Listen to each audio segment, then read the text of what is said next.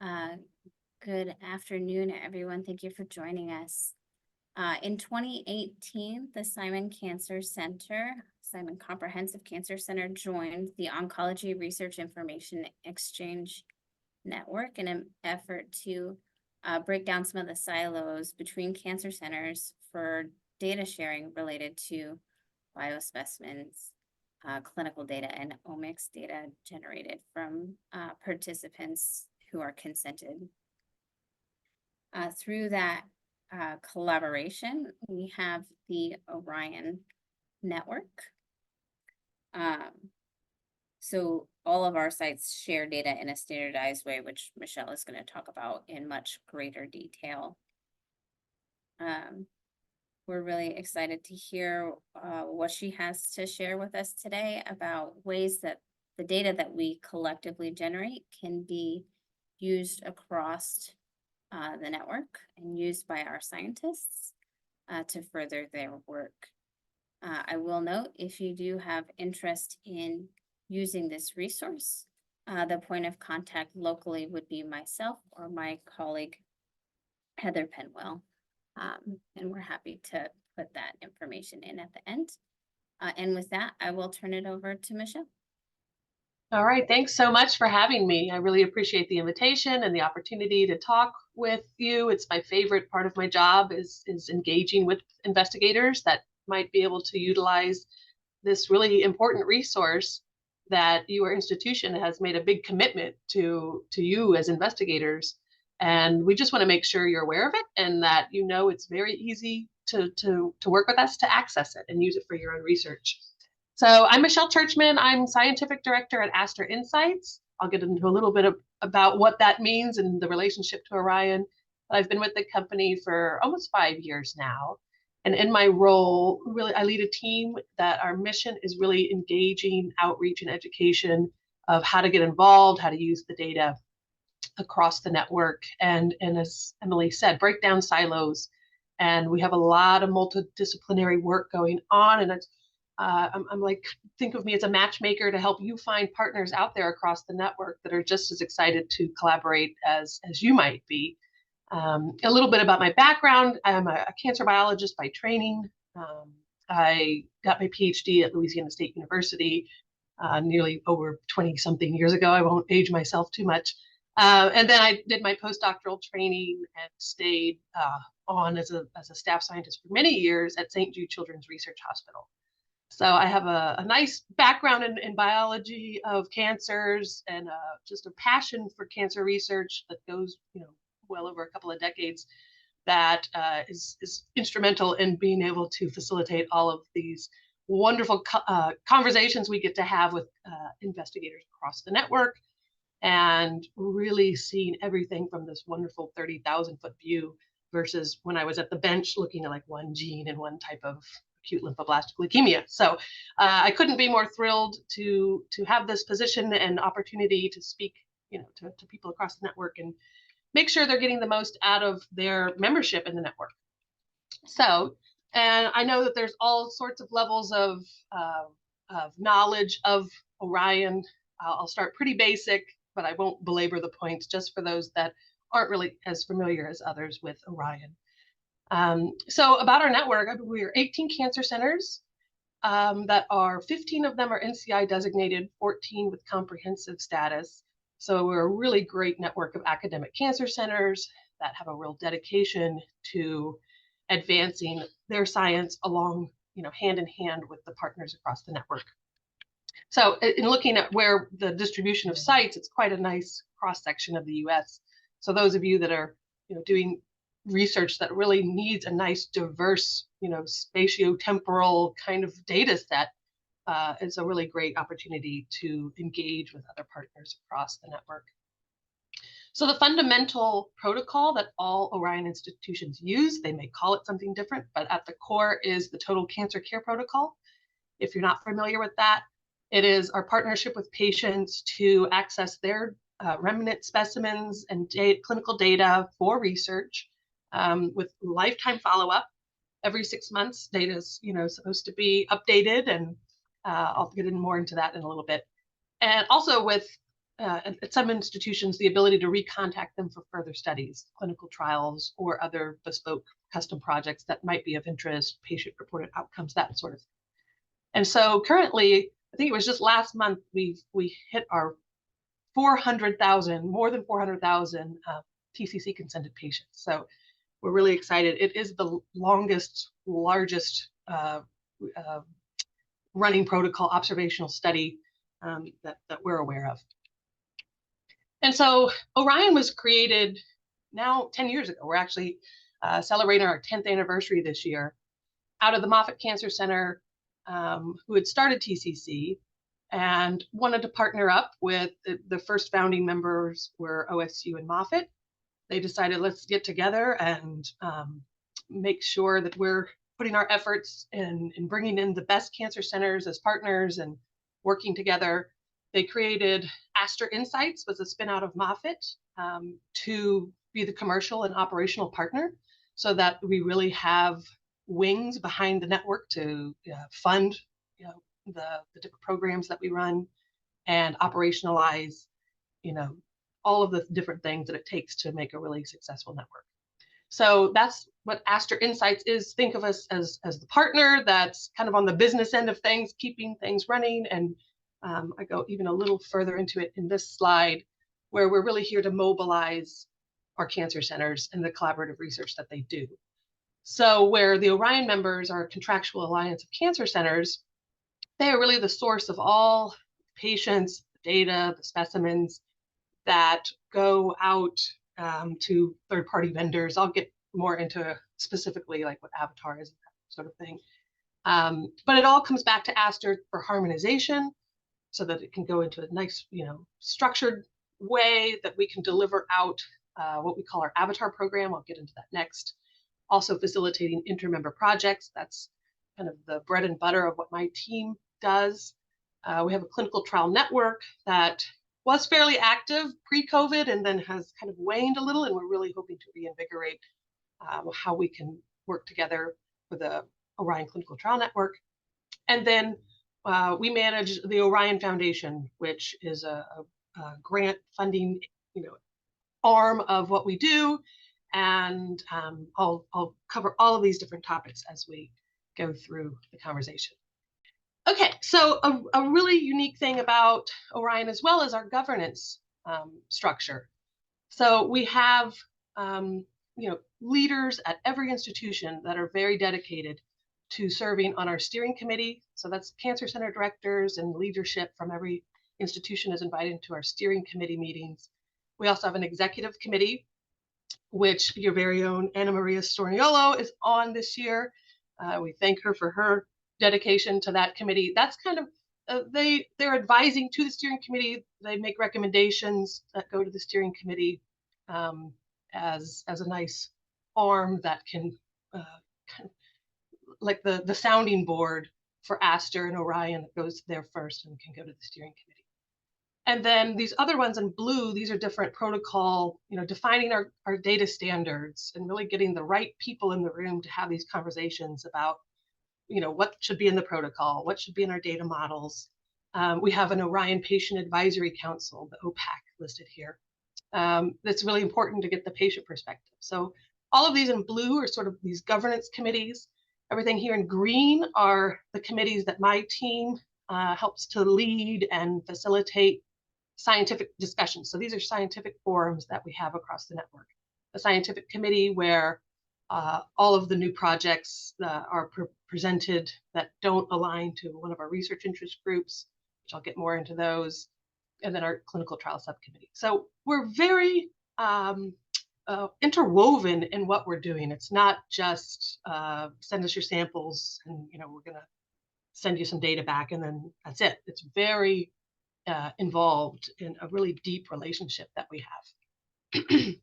So any questions up to this point? Next, I'll get more in depth into some of the data products that we generate. Okay, if not, so yeah, I definitely want to talk about Avatar. It is the biggest program that we run across the network.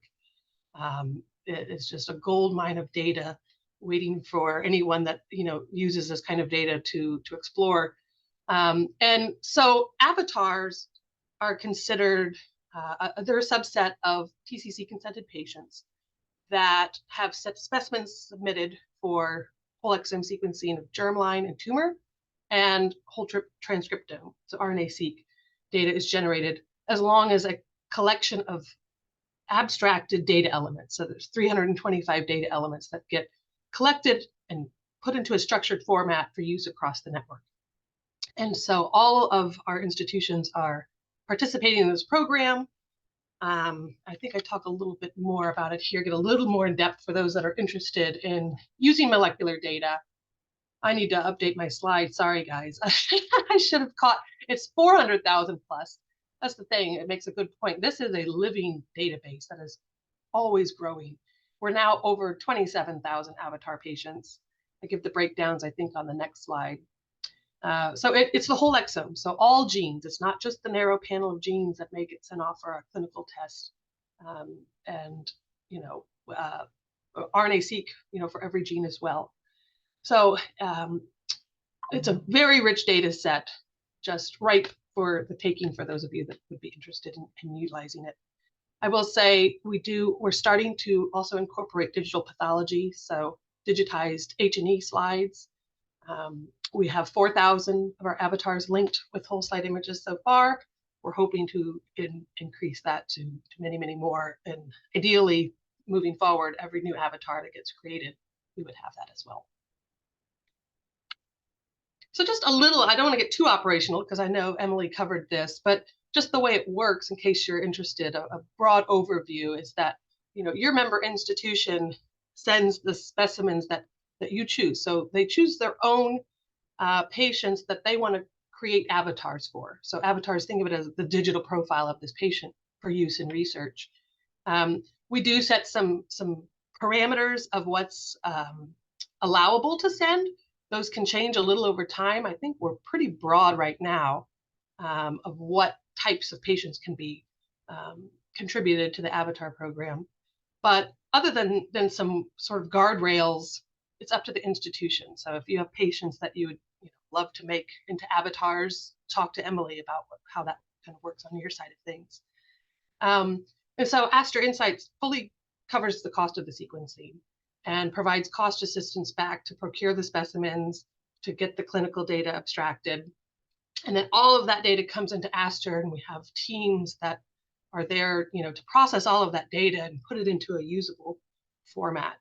And then all of that data gets returned back, in this case to IU Simon.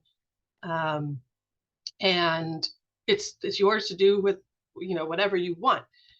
And then I'm going to talk next about, I'll talk more about if you want sharing across the network, how that all works. So it's a wonderful resource that we're, trying to contribute back to each institution and then making it available to get access to other institutions' avatar data as well. So this I just wanted to put up just to give you a flavor for where we're at. In the February release, there are now over 27,000 avatar patients. The breakdown is shown here of our top ones being breast, colorectal, kidney, head and neck. You can look. Michelle, and I will, go ahead. Question in the chat.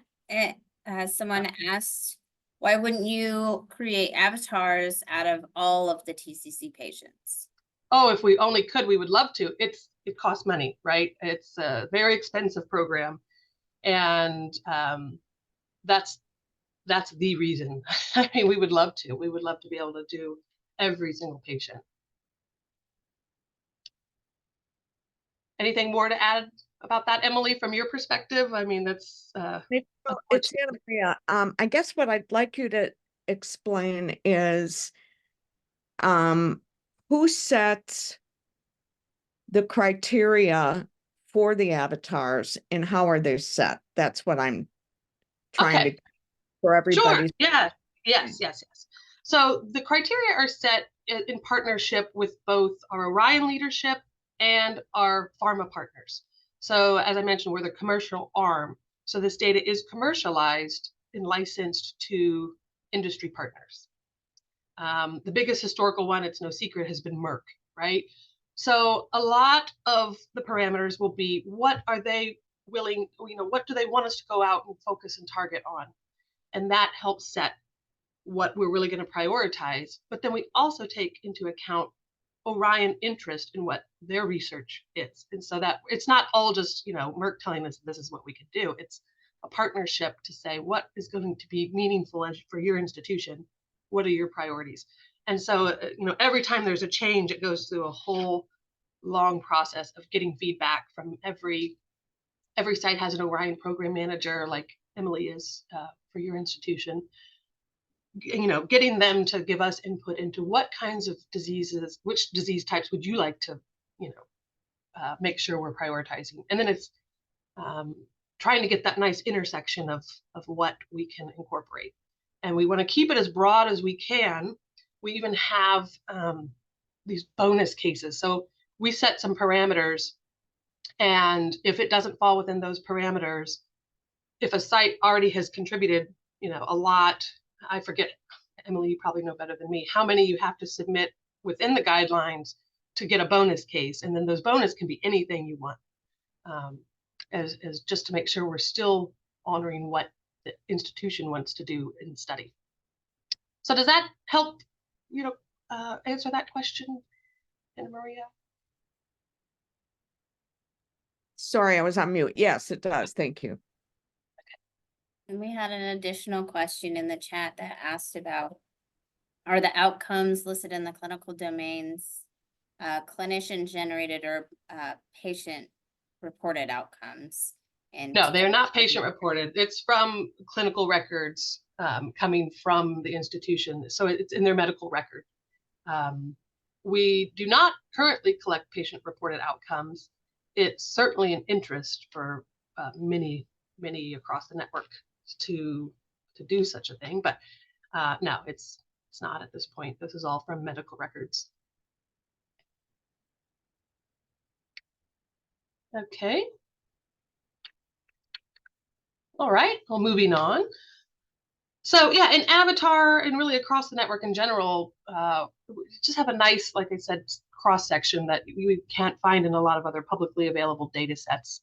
And first and foremost, to say we can do better. Like, we're not amazing in these different, race and ethnicities and in these different demographics, but we have access to them, and we do have a really big effort with our.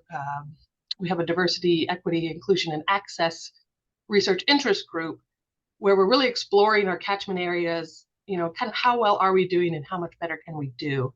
Because we would love to have more, diversity within the Avatar data set. But these are some of the groups that we have access to. We have Martha Cancer Center. They are the active military and veteran. It's the arm of Walter Reed that is the cancer center there. So a lot of rural and frontier. Appalachian is a unique population that Marquis Cancer Center sees a lot of. They have a lot of studies looking at their Appalachian patients versus non, and so they see ORIEN as invaluable because to get that non-Appalachian patient population, they have to rely on their ORIEN partners because most of what they see are Appalachian. So that's another nice thing about the network is that we can work together to try to improve, these more underrepresented demographics across the research. And then I would just want to mention pediatrics. We have a little bit of pediatrics in AYA in the data set right now, but it's pretty sparse. And we've recently started a pediatric initiative with our next member is going to be Johns Hopkins. It was just the steering committee just voted and approved their membership. It's any day now they could be signing on officially, but they will be our 19th partner and our first pediatrics focused member. So we do want to re-engage those institutions that are interested to do peds, just to kind of put that out there in case anyone here or knows of anyone that, we are interested to get more pediatric and early young adult into the database as well. This breakdown is just kind of a cool look at, the age at when a specimen was collected versus like when they were diagnosed, and showing we have very few, 33 9 pediatric samples that were actually diagnosed when they were young, and then going across the spectrum here. In the data set, with the TCC consent, we get the full kind of medical view of this patient's experience. And so we can see that they had a pediatric cancer in the clinical data. We don't necessarily have that specimen sequence though. So that's kind of what this breakdown's showing. So we really want to amp up the left-hand side of these numbers with this new initiative. Okay, so next, any questions so far? I'm going to move on to how you can actually access this data set. And there's kind of two ways of doing so, right? We have CBio Portal access. Aster Insights maintains our own instance of CBio Portal. So it has all of the avatar data in and accessible to go in and view and kind of use as a hypothesis generating tool. Not all of the clinical data is in there just by the nature of CBio Portal being more of a molecular data tool. We do have, I think it's only maybe 80 of the clinical domains that you can access through CBio Portal. We're working on trying to get more in, but that's only less than a third of what really is possible to put in. So anyone that has an IU address has access to this. You would just let our team know, or you can let Emily know, and she can let us know like who wants to access this tool. And it's a simple login through orionavatar.com, and you're free to use this as much as you want. There is a disclaimer that if you actually decide to go use this data in a grant or a publication, you would come to our team and we could help get the right approval to use the data. As part of our model as a network, each institution kind of reserves the rights of what's happening with their data. So they would, it can happen very quickly. Like we've done several now where it's an email where I say, hey, they'd like to use this, data, this is the figure or the data that they would like to use. Are you okay for them to use this? And we've not really had anyone ever say no. It's just a policy that Aster, as the stewards of the data, follow the rules of what has, foundationally for the network have been established. So we're hoping to make it as easy as possible, but we do have to stick within the confines of what, has been decided in setting up the structure of the network. So as I said, if you're interested in learning more about CBio, my team does demos of this all of the time, where if you have specific questions, we can go and really tease into your specific area of expertise and show you, at least arm you with enough to be, dangerous to go in and look at things you're interested in. Now, if you want to get access to the raw sequencing files, all of the fusion calls, the MSI, TMB prediction, the whole exome RNA-seq files, you go through the process of an intermember project, which is a standard proposal form. I have it here just so you can see. It's a pretty simple form. It's just to inform the other institutions what you're planning to do with the data so that they can make sure it's not, in some sort of conflict with a competing study they're doing, or, just so that they are aware of what's happening with the data. As I said, everyone has the right to do with their data what they wish. And we use this to get that approval for you. And so we take all of that kind of behind the scenes and go, announce it out to the network. We do usually invite people to present to the scientific committee just to get other, interest to collaborate and good feedback between scientists, multidisciplinary feedback, or a research interest group, which I'm going to talk a little bit about more, which kinds of research interest groups we have, which simplifies the project process a lot. If you are a part of a RIG and you have a proposal, for every RIG, we try to have a kind of pre-approved data set, think of it that way, in a flagship project that we can then just launch a sub-project and get access to you within 2 weeks. it's a much more streamlined approach than the full intermember project approach, which is us reaching out to each site to get the approvals and provisioning the data set and then giving access to the data.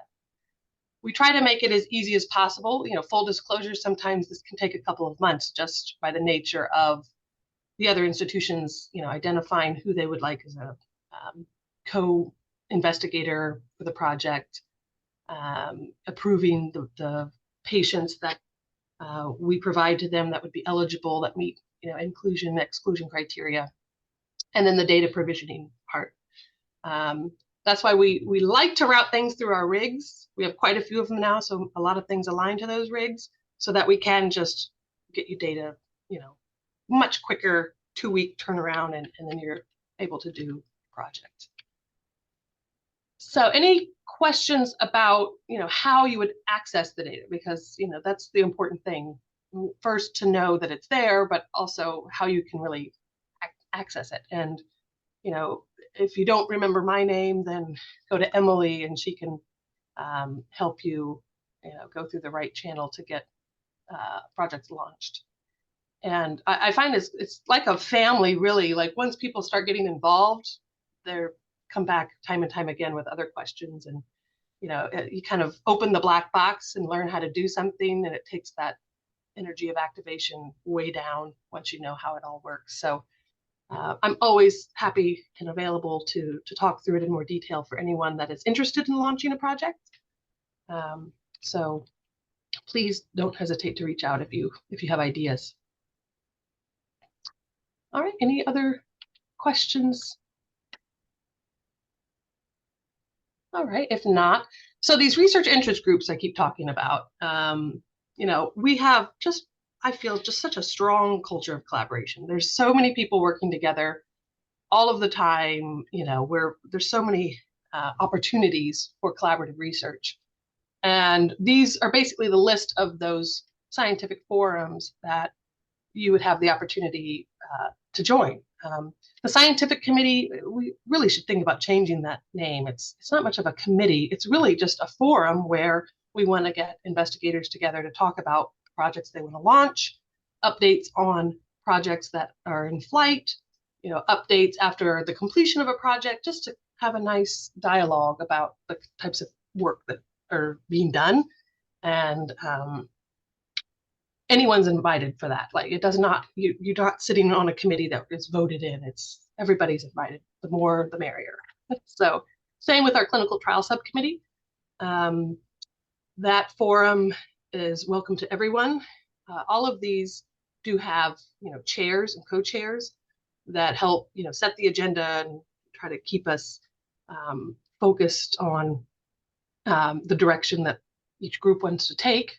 And also there are opportunities to get involved in that way. If there's one in particular and you really want to lead something and, reach out, I'd be happy to help plug you in.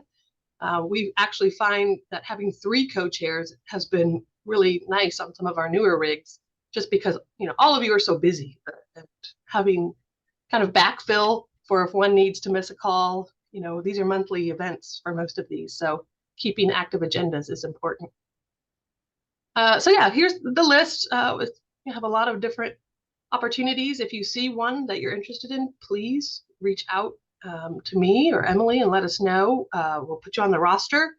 All that means is you're going to get the meeting invite and any communication related to that rig. And it's non-committal. If you can't make the meeting, we're not keeping attendance and they're going to give you a hard time. It's, come when you can. We try to send the agendas in advance. So if you see something of particular interest, you can, attend or not at your leisure. So, and then I want to point out a couple of new ones that are going to be launched in the coming months. It's a breast cancer rig. The radiation oncology rig is kind of already formed. We have 2 people from OSU and Moffitt that are leading this effort, kind of setting some foundational work between Moffitt and OSU, and then we're going to open it up to the whole network, coming soon. And then a GI rig and a thyroid rig have recently been proposed. So we will launch those soon as well. The way these start is really quite organic. I know from experience that having a dedicated, passionate chair is really all it takes to have a good, successful rig. So people come to me saying, "Oh, I'd like to launch this rig. I could co-chair it, and now if it fits, and the scientific committee co-chairs agree, like this is a good opportunity to start another group." We'll say, "Sure," and we'll help you find a co-chair if you don't already have someone in mind, and then we launch it. It's as simple as that, really. It's just creating a space for people to come together and talk about common research interest and doing collaborative work using the Avatar data set. So like I said, if any of these look good to you, please let us know and we'll add you to those rosters, and hope to see you there. Any questions? All right, I just wanted to put one little blurb in about our ORIEN Clinical Trial Network. As I said, we haven't been very active lately. We are hoping to get active because we have a lot of unique attributes as a network that we can offer sponsors to come in and try to work with the OCTN. One of which is a master CDA that all of us have, which allows us to talk about scientific projects and clinical trials covered under this master CDA that we can distribute the sponsors' information to all of our 18 sites with their permission, obviously. And, it's come to one place and you're reaching a lot of people and really taking advantage of those deep relationships that we've established over the last 10 years. So we can, be advocates and educate about their trial, help them pick the best sites that have the capabilities and the interest to open the trial. We have access to these more diverse patient populations.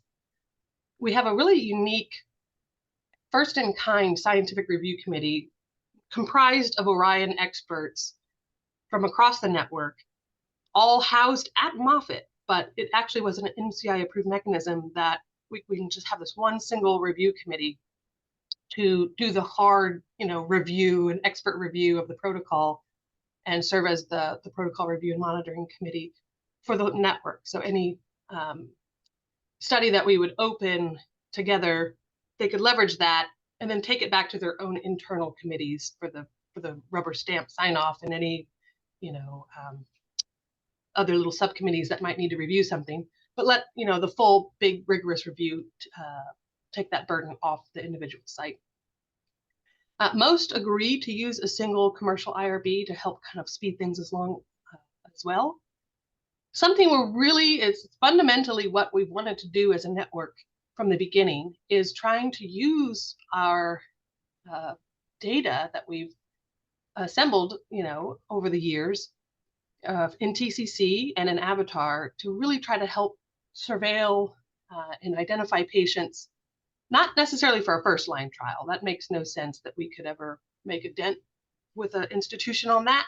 But for the ones that are, relapse refractory patients, high risk that may come back, and just trying to leverage data to help our institutions find those patients.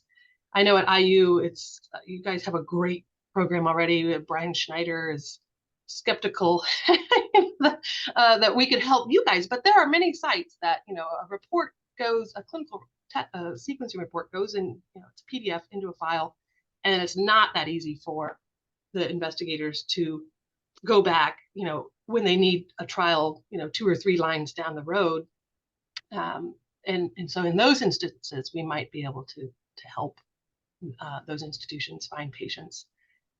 And then the lifetime follow-up on another thing, like having all of this molecular data generated for the trial participants, could be a really great resource for industry to work with us. So that's just a little bit about the OCTN. Hopefully more to come as we get more active with trials coming through the network. So stay tuned on that. And the last I'll mention is the ORIEN Foundation. We, over the past, since 2018, I think the first set of novel oncologic visionary awards, or NOVA awards, were granted. These are you know, somewhere in the first ones, I think the top award was for $1 million. Now, you know, the fund is not as large as it once was. There's been over 4 million given out. So it's not an active mechanism right now, but you will be the first to hear when there is, you know, a call for, you know, an open call for research proposals for future rounds of NOVA awards. We do support travel for young investigators to our annual ORIEN Scientific Retreat. Actually, it's renamed to Summit, to update that too on the slide, which I'm going to talk a little bit more, I think, in the next slide or two. And mainly, I want you to know as well, if you plan to use the Avatar data set in any of your research that could be supported with Avatar data, we provide letters of support on behalf of Aster and ORIEN that you can use in your grant applications. So just a flavor of sort of how productive we've been over the last, I know we've been a network 10 years, but really data sharing has really only started in the last 2 to 3, I would say, between members. So to already have 120 different intermember projects is quite nice, and we're seeing a real boom in people proposing projects. So that's great. We want you to propose projects and use the data. And so far, there have been 8 of those NOVA awards that were given out. They said over 4 million in that support directly to collaborative team science. 16 papers published utilizing Avatar data. There are many, many more. I mean, it's like over 150 that involve the TCC, but actually using the data set, it's still just at 16, which, you know, thinking we've only been using it for 2 or 3 years, that's pretty good. And again, we're seeing like a windfall of manuscripts coming through, which hopefully will be published this year, and we'll bump that number way up. A lot of abstracts have been submitted to AACR, ASCO, SITC, so 63 in total so far. This year at AACR, if you're going, there's going to be 4 oral presentations that feature, you know, Avatar data and 3 posters. We send out a newsletter that's going to have the details of all of those, so stay tuned in your inbox for the ORIEN Research newsletter to get details of those abstracts and sort of when those presentations will occur. And then lastly, as I mentioned, we provide letters of support. We've now provided 51, and we're trying to track like how many dollars actually get, you know, awarded. So, you know, more to come on those to see how many dollars actually, you know, the Avatar data has supported in bringing in grants across the network. And then I think this is my final slide. I want to put in a big plug for our 5th annual ORIEN Scientific Summit that's coming up in October in Tampa. This is a great opportunity to come and meet other ORIEN investigators. So much collaboration comes out of these meetings. The first day, as people are arriving, we do have a data science symposium that this year is being sort of hosted by Marquis Cancer Center. They're putting together the agenda for that. And we'll have a nice little welcome reception that evening as people arrive.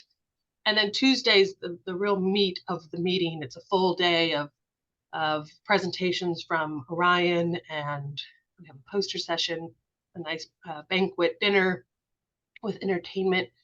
And then we wrap up kind of by noon on the last day, just so people can get back out and make their planes. So it's a great opportunity. Hopefully you'll be able to make it. If you haven't already gotten something from me, maybe Emily can pass along, you know, invitations that I send out as reminders to register. As I mentioned, there are travel awards. So if you submit an abstract and it's a high scoring abstract that's chosen either for oral presentation or even just a high scoring one that's a poster presentation, we have these $750 travel awards from the ORIEN Foundation. So we have 10 of those.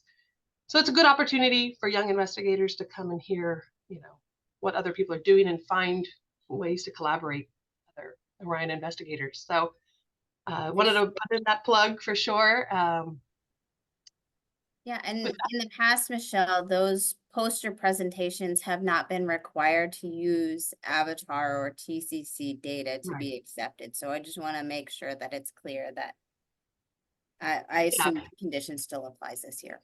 That's true. Yeah, well, we take any poster, and since this is not a big national meeting where everything gets, you know, published online, you can reuse a poster, you know, from another meeting, and we're fine with that. It's really, this is a forum that's, you know, 200 to 300 people, that it's really just to get the collaborations going and these networking opportunities across the network. So if you have a poster that has nothing to do with Avatar or TCC, that's fine. We just want you to be able to have that as a platform to meet others. Generally, to get the travel awards, it's ones that align with Avatar or TCC, but certainly to attend, you can put an abstract in for anything that is in your wheelhouse. All right, and I think that is all I had. So happy to open it up for questions or discussion. So, Michelle, I could tell you as someone, it took me about 6 months to really understand how this works, but could you explain, it's pretty clear that the Avatar data sets are by definition the most complete data sets, but can you explain again if how one would access or look through whatever is available on the total cancer care set, which is an enormous patient cohort. So how would one go about looking to see what's in there and how one could use it? Yeah, sure. So for the broader TCC data set, historically, it is not in a, has not been in a queryable format. Different files coming from different, you know, consent files, some send NACER files, so we have a little bit of information on those patients. But there has been a huge initiative that's called Enhanced TCC. You know, for Aster, we call it Galaxy because it's kind of the galaxy of all of the data that we're drawing from. That initiative is for all TCC consented patients to have, I think it's something like 725 data elements that are going to be, you know, collected, where they're collecting more than just, you know, registry level data, but, you know, all of the medications, things that can be, that don't need a manual abstraction, that can be pulled from the records without manual abstraction is basically what they're aiming to get, like all of that information for all TCC patients, which we're thinking by June. We have some sites are piloting this, you know, before others and are a little further along, but by June, we're thinking the first big data sets, I think for TCC, it might be somewhere like 70,000 we have this more robust data set already for. And we're hoping to get it, like I said, for everybody eventually. And certainly for new ones that sign up for it, right? So in the past and currently, unfortunately, the answer is it's not really in a state that it can be queried at the TCC level. We can do a little bit on our end. You know, if you were to ask me even just how many, you know, of a certain disease type, I even have to go like to our clinical team and go ask them, you know, to look that up. It's still a big black box, right, for TCC. That box is going to be shattered wide open here in summertime, hopefully. And then the tools that will make it. I just saw the demo of what it's going to look like. I think it's called Atlas, where you can go in and actually do the query for all patients of a certain disease type or demographic, treated with a certain medication, and get those kinds of akin to what you can do now for Avatar and CBio Portal. But we're not quite there, but very close. So does that help? Yeah, thank you. That's really helpful.